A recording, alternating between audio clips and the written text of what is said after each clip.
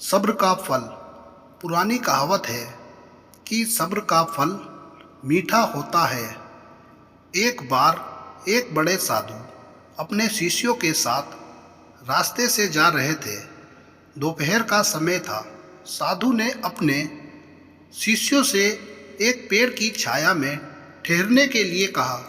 शिष्यों ने एक पेड़ के नीचे बिस्तर लगा दिया और गुरुजी आराम करने के लिए बैठ गए। गुरुजी को प्यास लगी थी। गुरुजी ने अपने एक शिष्य से पानी लाने के लिए कहा।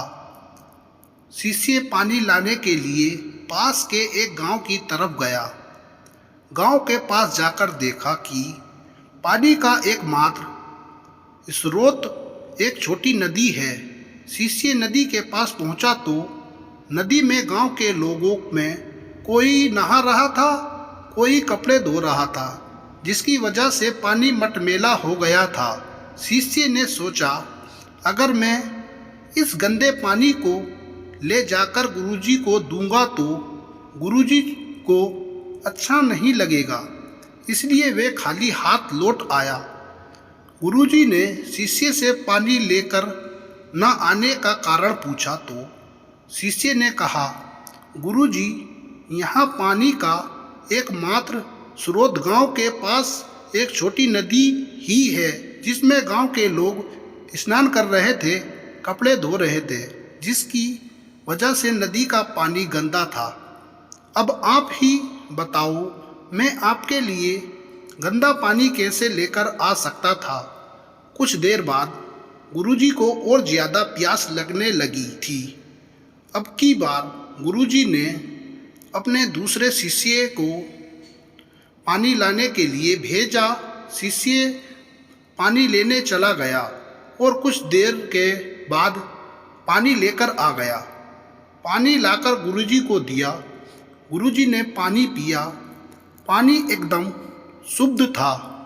अब गुरुजी वे दूसरे शिष्य साफ पानी देखकर बड़े अचंभित हो गए कि यहाँ साफ पानी कैसे मिल गया, जबकि नदी का पानी तो बहुत गंदा था। गुरुजी ने शिष्य से पूछा कि ये साफ पानी कहाँ से मिला। शिष्य ने जवाब दिया कि ये पानी उस नदी का ही है जिसमें गांव के व्यक्ति स्नान कर रहे थे।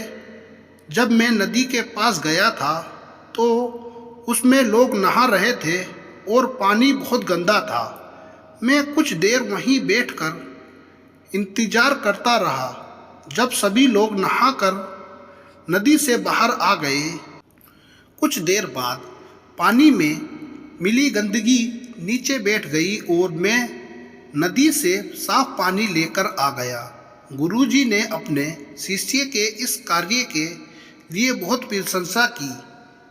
ये कहानी हमें सिखाती है कि हमें क्रोध आने पर या मुश्किल वक्त में अपना धैर्य नहीं खोना चाहिए, क्योंकि कुछ समय बाद हमारा क्रोध पानी की गंदगी की तरह शांत हो जाता है और इसी तरह मुश्किल समय भी धीरे धीरे ठीक हो जाता है।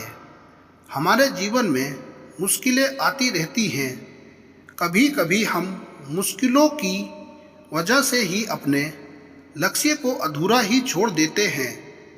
यदि हम संयम रखते हुए कुछ और समय के लिए मुश्किलों का सामना करें तो हम अपने लक्ष्य को सफलतापूर्वक हासिल कर सकते हैं। धन्यवाद।